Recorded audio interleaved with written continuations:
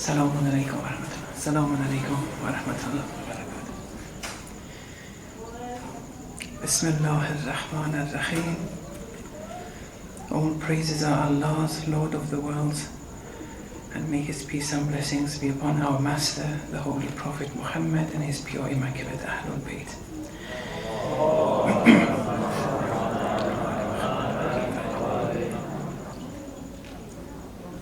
The story of Ashura, like many stories in the Holy Quran, is the story of the soul.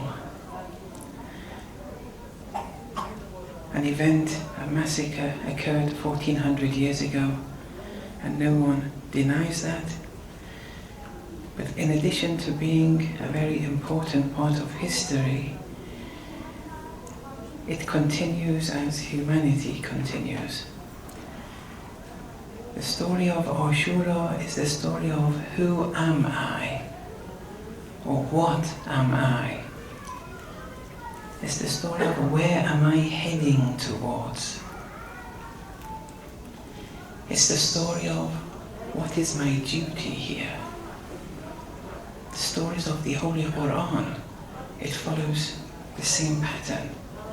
If you treat it as only a historical event, the I is being wasted. رحم الله امرأ عرف من عين وإلى عين ولعين. In holy tradition it reads that may Allah's everlasting mercy be upon one who knows, who has gnosis for the G, where one has come from, where one is heading towards, and why one is here. The philosophy behind the stories of the Quran, the stories of the Ahlul Bayt, it's all a story of the soul. What you are, what you can become. And when you look at the characters at the massacre in Karbala, you have to analyze that you also have a Qasimi dimension. You have an Abbasi dimension. You have an Ali Akbari dimension. In the same way, with the stories of the Quran, you have a Musawi, Isawi, Ibrahimi dimension. You can become Ibrahim-like. You can become Isa-like, Musa-like, Qasim-like, and so on. Lady Zainab-like, and so on and so forth. Alayhim as-salam. So this is something important. But you also have the capacity, that shimmery dimension, if you don't be careful, can become cultivated and manifest. Allah forbid. The Ibn Sa'd dimension, the Fir'auni, Namrudi dimensions, and so on and so forth. The title they gave me to speak about was the aftermath of Ashura. Since they gave me this title, with your permission, I'll speak 20 to 30 minutes on this. There's one important point I want to mention. Inshallah, I'll be able to convey it. I'll just go through a few preliminary points, and then inshallah we'll get to the main point. So, the aftermath of Ashura, the aftermath of this particular story, we need to study and then learn and inshallah incorporate within ourselves, our daily lives, and throughout the community, inshallah. Now, many dimensions exist as to the aftermath of Ashura and how things manifested as they did. Concerning how things manifested after Ashura, there are many things one can cover. I'm going to only focus on one thing, which I'll mention in a minute. But in general, when you want to understand the aftermath, there is some importance to know what happened before in order to appreciate more certain events that happened after Ashura. Very briefly, the first 3 minutes I just want to go through a few brief points. Before Islam, the tribe of Umayyah, Bani Umayyah, they were the largest socio-political military force in the Arabic or Arabian Peninsula. They were very strong, force-wise, power-wise, and therefore with the coming of Islam, they were threatened.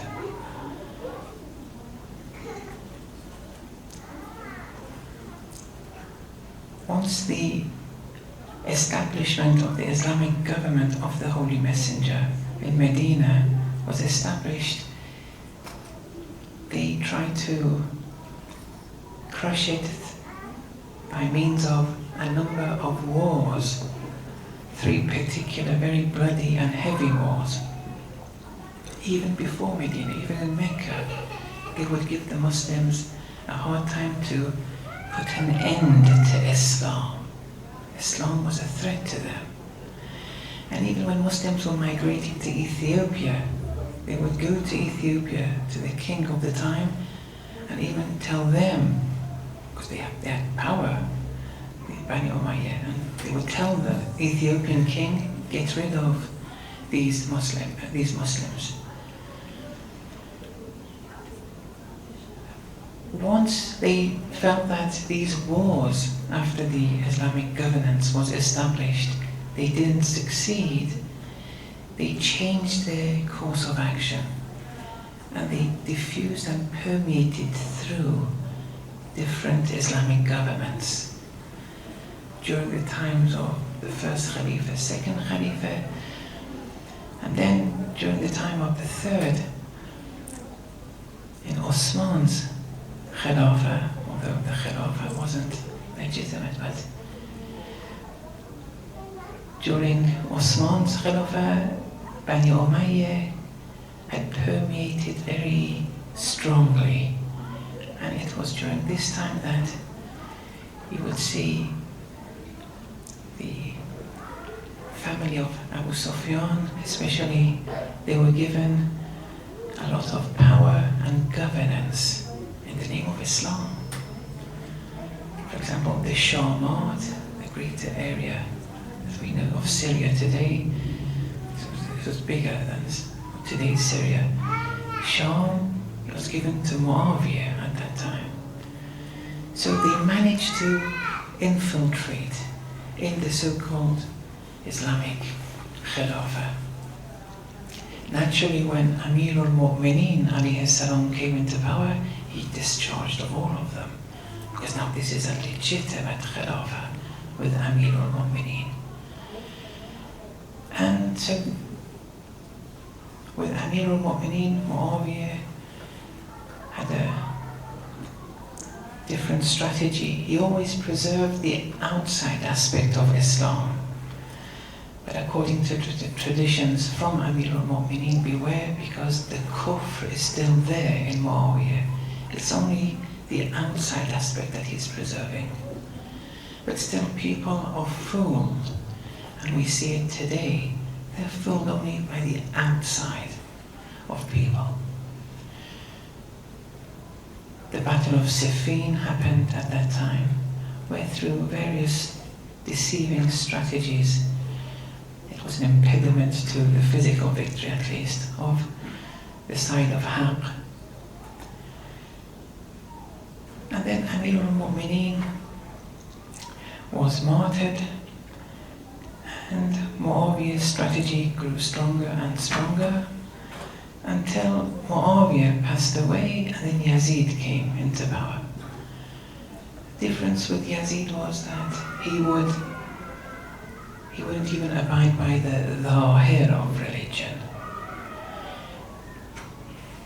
he would do things openly, un-Islamic things, the core fundamentals, be it in the rituals, in aqaid, and so on and so forth.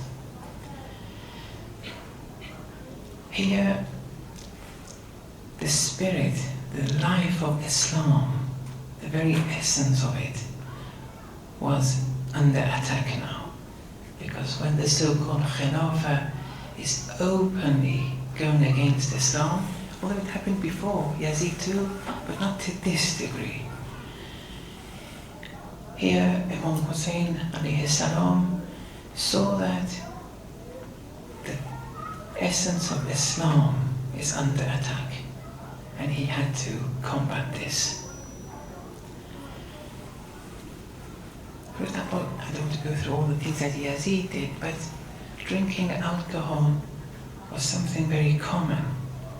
By him and his governors, even in holy places they would drink it. I'm sure you all know about the ills of drinking alcohol. You're not allowed in Islam to deactivate your aql dimension. You're not allowed to do that. And with drinking alcohol, you're deactivating something which builds you as a human being. Albeit temporarily deactivating your aql, but that temporary nature has a lot of bad effects, both materialistically, physically, and spiritually. Now I know in the West you're faced with challenges, but you should never be embarrassed of Islam. Never. If they're drinking alcohol on the table, very politely tell them we're not allowed to sit on this table. Don't be ashamed whatsoever.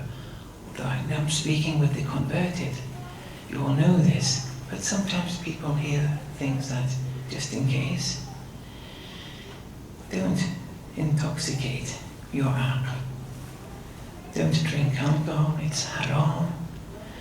All sects of Islam say this. And this is just a subtle manifestation of a greater intoxication. And that is intoxication of the dunya. And that can be permanent if you don't be careful. So these things, there's nothing wrong in living in Australia. It's the first time I've been here. But in England, one could lead an Islamic life very comfortably. In America, less so. In Australia, I'm still not very familiar. But it's not as if, they're forcing you to do things. No, you can tell them, speak with them, but never be embarrassed. Don't let the Yazidi dimension be cultivated within you. So that's one aspect, that Imam Hussein saw the essence of Islam under attack. He had to come out. It was now in the open. It was a strategy of the enemies, it was succeeding. But that's not what I want to focus on. My focus tonight is on another issue. This issue may be misunderstood. I'll try to take away any misunderstanding. Don't be scared, don't panic. Just listen to the end. I'm very happy to be amongst you brothers and sisters tonight. It's an honor for me, and I would like to thank the committee for inviting me here. But it is a special reason that I'm very delighted to be in your presence. And that's because of the picture of Hayat al-Nimr that you've got there. It's a very good sign. And what I want to speak is a bit in relation to this. What happened after Ashura, which is very important for me and you today, and which tells us and opens up one of the main reasons of Ashura is that the Imam led to a revival of the culture of Shahada, of martyrdom, of sacrifice, of anti-oppressionism. Now, not that I don't accept these, of course I do, but I don't speak about this too much. And not that I don't want to or anything, but it's not a topic that I've opened up before. But since I was given this title to speak about, I thought maybe now, in your presence, is a good time at least to share a few words with you here. Shahada, the revival of martyrdom. That is the main lesson to get from Ashura. It was something that was lost before Ashura, and it was one of the major manifestations that arose during the first 5 or 6 years after Ashura, and after that, but especially the first 5 years. And therefore this tells us, when the aftermath manifests in such a manner, it indicates this was one of the main lessons of Imam Hussein alayhi salam. So it's the revival of martyrdom, sacrifice, anti-oppressionism, cultivating hatred and abhorrence towards systems of dictatorships and tyranny. This is something which, especially when you are living in a land of kufr here, there are varying degrees of oppression that arises. In some countries it's 10%, in some countries 20%, 30%. I'm not very familiar here. But you have to always have this in mind. There's no problem in living in Australia, but it shouldn't compromise your Husseini identity. You can't accept oppression. And alhamdulillah, there are many demonstrations that are open to you. You can't accept it. You can't accept dictatorships. You can't accept the imposition of batil. And for whatever reason destiny has brought you in this land, you have to act accordingly. And this, Imam Hussein alayhi salam, this was important. This revival of martyrdom, this revival of anti-oppressionism. I'll speak more about that in a minute, because when I speak of martyrdom, when I speak of anti-oppressionism, I'm not inciting hatred to people. When I spoke about hatred and abhorrence, it's in relation to systems of belief, not to people. One has to have compassion towards people, be they Muslim or non-Muslim. I don't want to incite hatred. What I am going to speak about is different to what the Wahhabi, Salafi-backed ISIL and Daeshi movements are doing, where in lands like Australia, America, England, where they're migrating there and then they want to force Islam in those lands. You can't do that.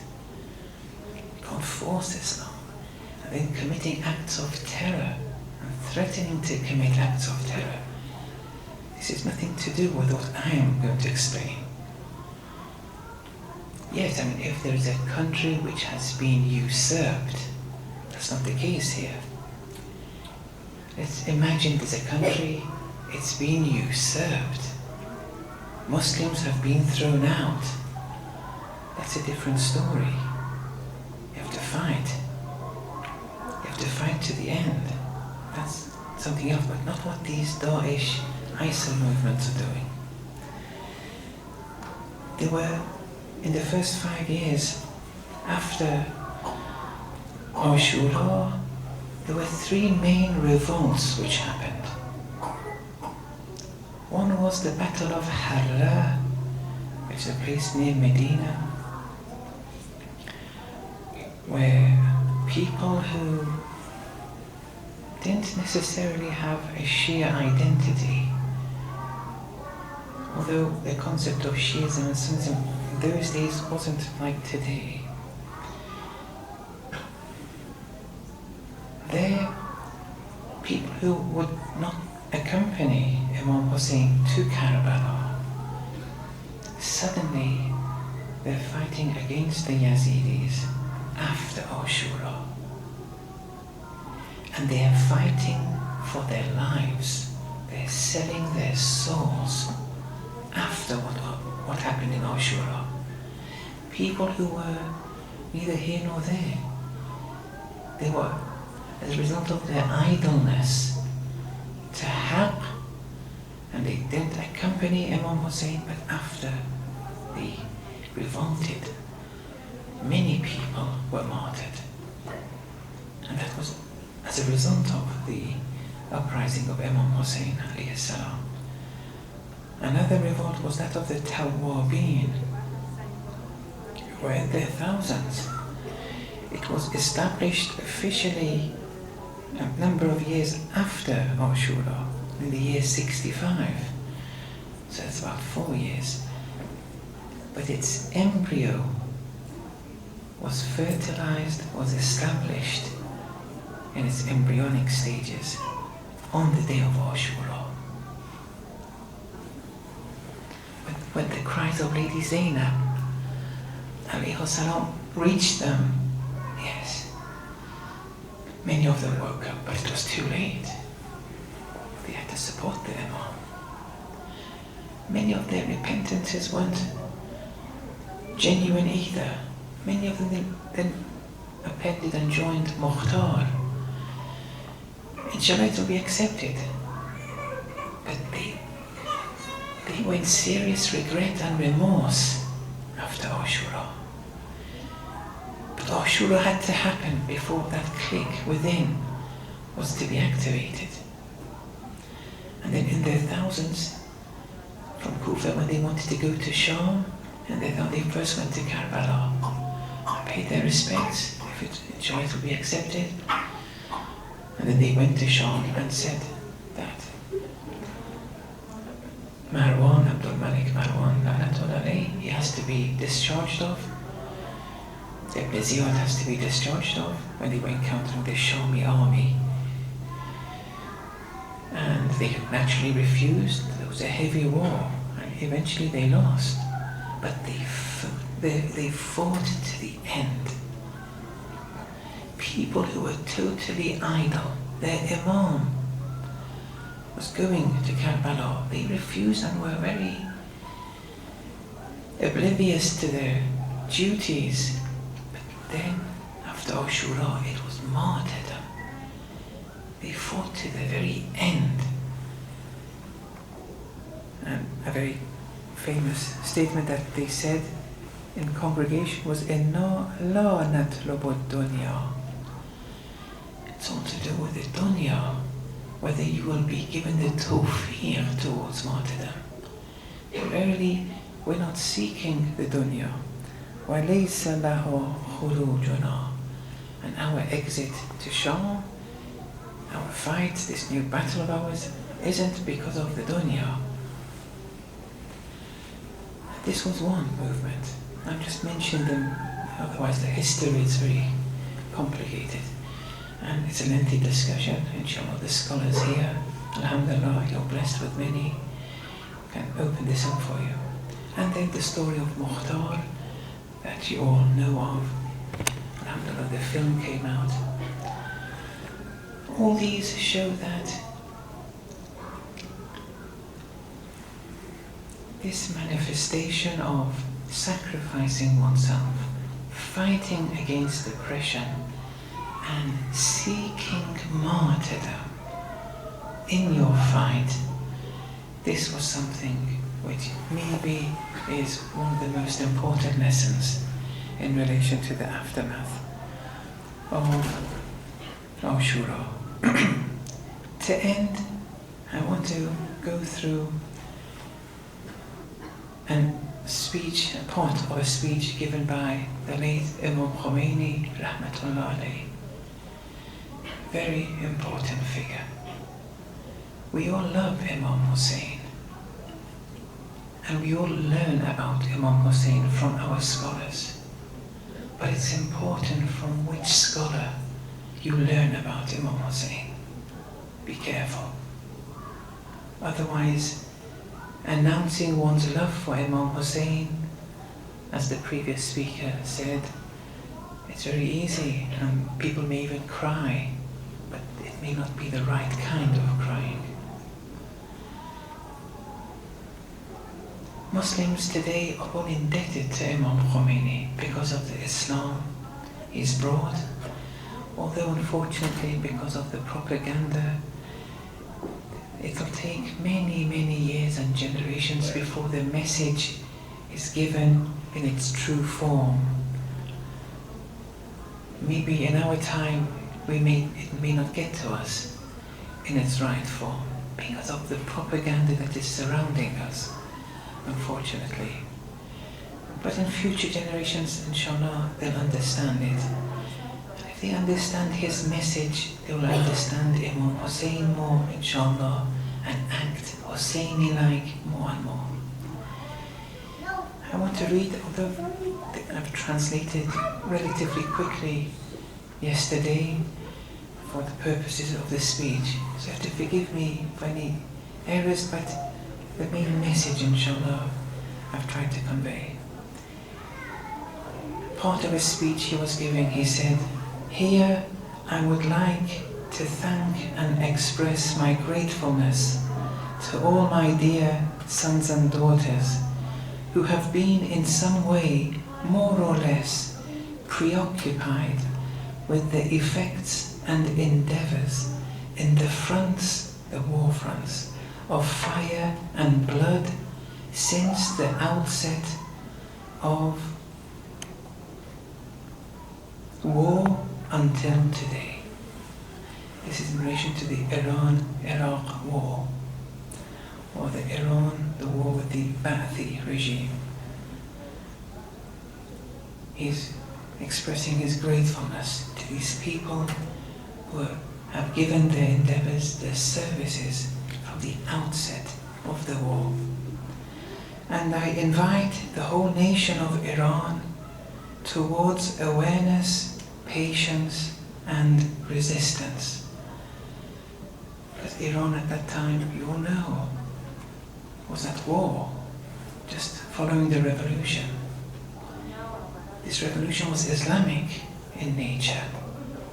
But in that war, though, there were Iranians there at war, on the whole, although there were a few outside Iran too.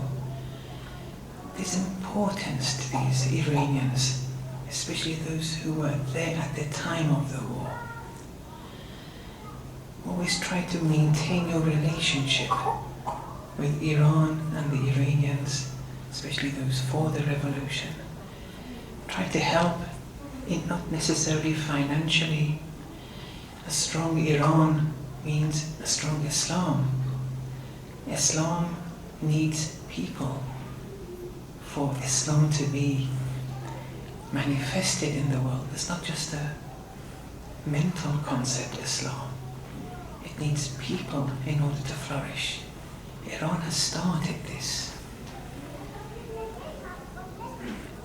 It is possible that there will be people who, either knowingly or unknowingly, Imam continues, they will introduce or mention this matter that whatever happened to the outcome of all this blood spilled, all the martyrdoms and all the sacrifices. So many people in Iran, they said this. They said, what was the result of all this war? What was the war for? All this blood spilled, all the sacrifices, all the martyrs.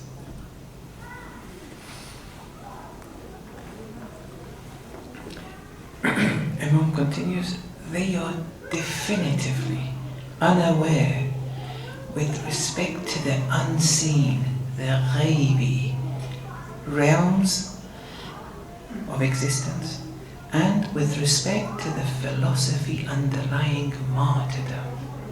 They are totally unaware. When you hear this kind of talk, those people, maybe knowingly, maybe unknowingly, they are totally unaware of the ghaibi, unseen realms of martyrdom. They have no idea. This is Imam Khomeini speaking. He's passed his test. He's revolted in the name of Hussein alayhi salam. He gave his life away. He was ready to die. He had put everything he had existence-wise for Islam. So these words bear significance, rather than someone who just has a claim to Islam.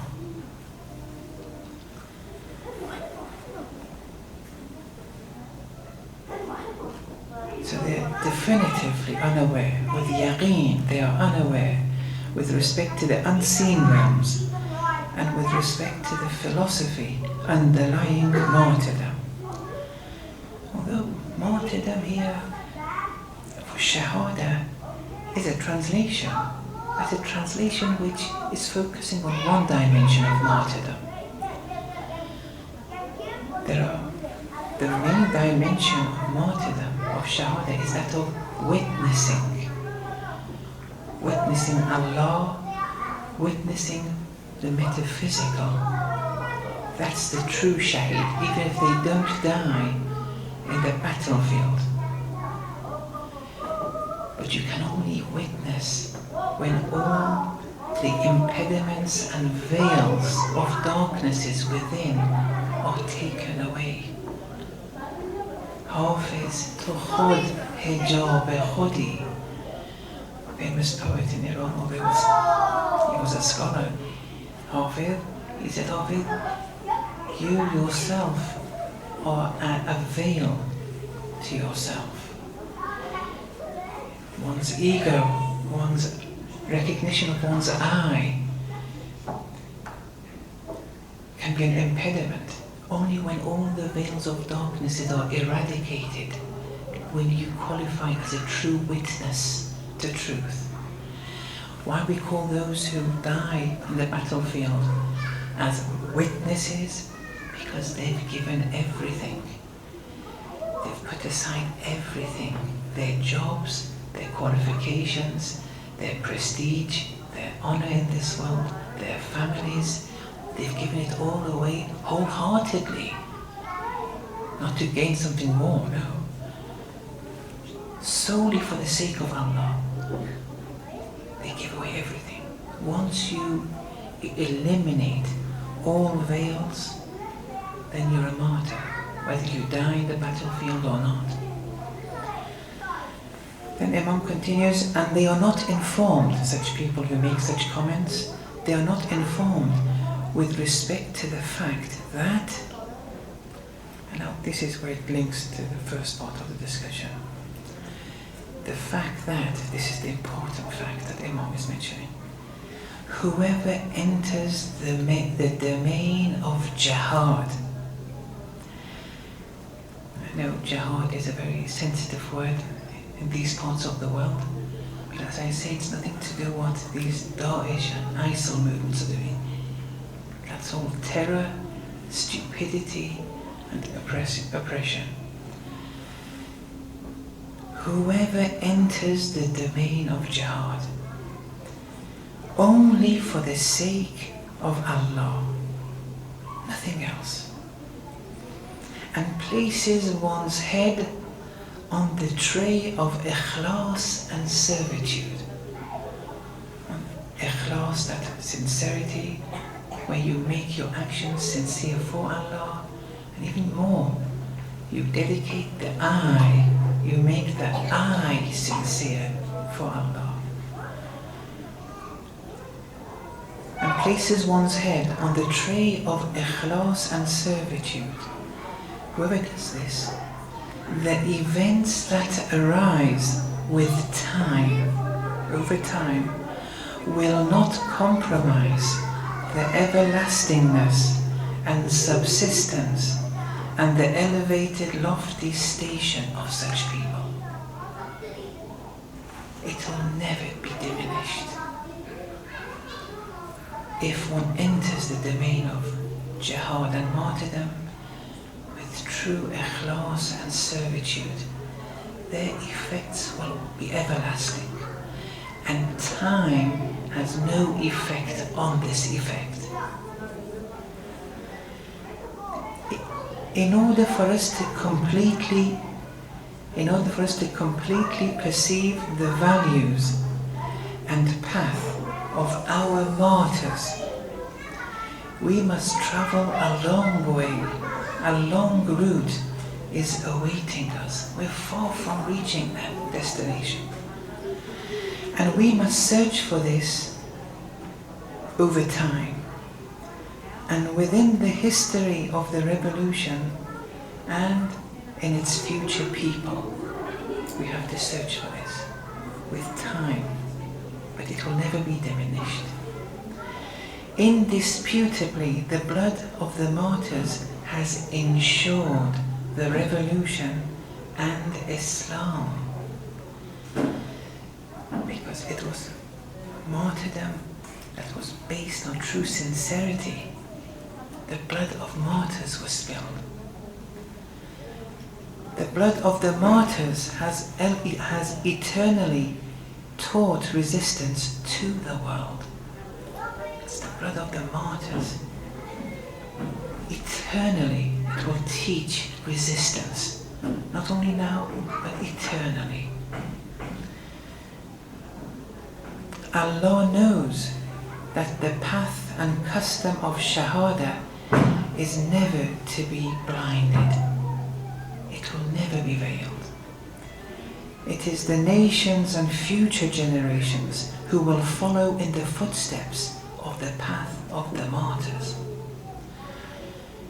It is these very pure graves, the graves of the martyrs.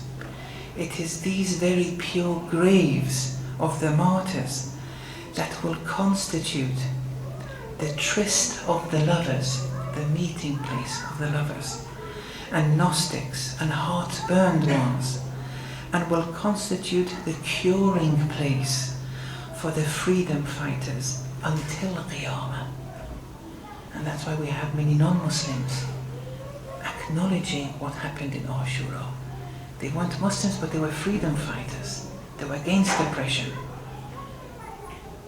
Because once we have the blood of the likes of Imam Hussein spilt in that fashion, it's going to remain. And our duty is to continue in this jihadi realm of martyrdom. That doesn't mean to fight in this country. That doesn't mean to hate this country. But it means standing against Batil if you see it. Even if it's sharing a platform with non-Muslims, when you see oppression, you have to go. Everyone to their own capacity. Don't judge one another. Just think about yourself. What am I doing? How fortunate are those who have left the world with Shahada. How fortunate are those who have lost their body and soul in the caravans of light. How fortunate are those who had nurtured such gems. And it goes on, but the main point I've mentioned. So here, the point is that revival of the culture of martyrdom, which alhamdulillah this community, when I see the picture of Sheikh Namir, it's a good sign, alhamdulillah. It doesn't mean exactly what he is doing in that tyrannical regime you do here. There's a different set of circumstances here. But you have to continue the same line of thinking. But its misdaq, its application may vary from country to country. And you have to get guidance from the ulama in this regard. point though is you have to work truly with the intention to acquire Allah's satisfaction. That is important though. It's an important prerequisite. Sometimes we use Allah as a means to something. Sometimes we use Allah as the ends. Sometimes a man treats his wife properly by using the wife as a means to receiving good cuisine that night, for example. The wife is used as a means to something. It's not a high degree of faith here, or a high degree of love here. Sometimes one expresses love to the wife because of who she is. She is the ends, she is the goal. Not because of cuisine or anything else, because of for who she is. That was just an analogy. Sometimes we use Allah as a means to heaven, as a means to sustenance, as a means to something. It's not haram. It is shirk, not the Sharia form, haram form of shirk, of saying this is God, that is, no. It's concealed shirk, where you're using Allah as a means to something. You are a mushrik, but not a mushrik in the sense that you're saying X is Allah. That's open shirk. This is concealed shirk. You may not be sinning from a Sharia point of view, but when you do concealed shirk, you're contaminating the soul. You have to treat Allah as an end. When you give sadaqah, you give it solely out of love for Him. It's okay if you give it to be relieved of something, an illness, and everything. That's okay. It's not haram. But you have to grow spiritually. The goal is to do things solely for Allah, not for anything other than Allah, all be legitimate things. You have to use Allah as an end, not a means. Acquire Allah's satisfaction and no one else's. Don't be after anything else. And I'll just end with this story, that there was a woodcutter or a tree cutter, that was part of this tribe. And the tribe were mushrik in the open sense, and they were blessing and offering blessings to a certain tree. And this mu'min tree cutter by profession said, I'm going to cut this tree solely for Allah's sake, so that people, they appreciate the wrongness that they've drowned themselves in. On his way, he comes across someone. It was Iblis. And the woodcutter said, well, Iblis first said that, where are you going in such a rush? He said, I'm going to, fi sabilillah, cut this tree that this qawm, this tribe, are falsely attributing deity to. Iblis introduced himself and said, I'm Iblis, forget it. There's no need to do it. The man said, oh, you're Iblis. He attacked Iblis and knocked Iblis out like a piece of straw. Iblis came up, and the man said, I'm going to kill you now. Iblis said, you can't kill me, because Allah's made a promise to keep me until people are resurrected. And since Allah's given this promise, you can't kill me. Now just listen to what I have to say. Iblis says, I know that you're in very dire conditions right now. Financially, I'll give you a gold coin every night. Just forget this temporarily at least. The man said, no. Iblis kept on insisting. The man said, look, you're Iblis, you're a liar, this and that. I'm just shortening the story. And then Iblis said, look, if I don't fulfill this promise, then you can go ahead and cut the tree down. That was the woodcutter's job. But Iblis said, I'll give you a coin a day. If I don't, you can still go and cut it down. The woodcutter accepted. They parted. The next day, under the pillar, there was a gold coin. And that made him happy to some extent. The next day, there was a gold coin. Then one day, there was no gold coin. He said, okay, maybe we made a mistake. Then the following day, there was no gold coin. And then the woodcutter said, La'natullah alayh, may Allah curse him, I'll go and now cut the tree down. And he went through the same path as before. He encountered Iblis again. He went to knock him out like he did before, but this time he faced and hit something as if it was a hard rock, and the woodcutter fell down and was injured. And then said, why did I fall down? There Iblis said, when you were first going to cut the tree down, your intentions were purely to acquire Allah's satisfaction. If all the shayateen were lined up, you would have been able to destroy all of them. But now the reason you're coming, your niyyah, your intentions have been contaminated with money, that gold coin. That is the driving force of your coming, and you have no hope against the shayateen. So this acting for Allah's sake, it's important. We may give many claims about how we want to live a Husseini life, but it's only a claim.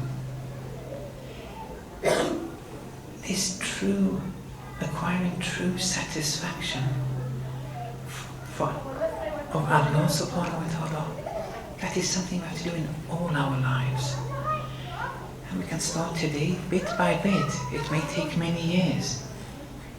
One of the philosophies of the science of muraqabah in Sayr al-Suluk is this, that you have to refine yourselves, refine and tune your intentions, so that gradually you do all things for Allah's satisfaction. Thank you very much for being patient. I'll just end with a few du'as. Oh Allah, grant us this level and station of satisfaction before you. Oh Allah, forgive us our sins, protect us against the temptations of Iblis. Oh Allah, our friends and family who have deceased, enlighten their souls. Oh Allah, all Muslims all around the world who are being oppressed, all oppressed people, strengthen them against the oppressors, and strengthen our leader against the forces of global arrogance. Bin Nabi wa alayhi salawat.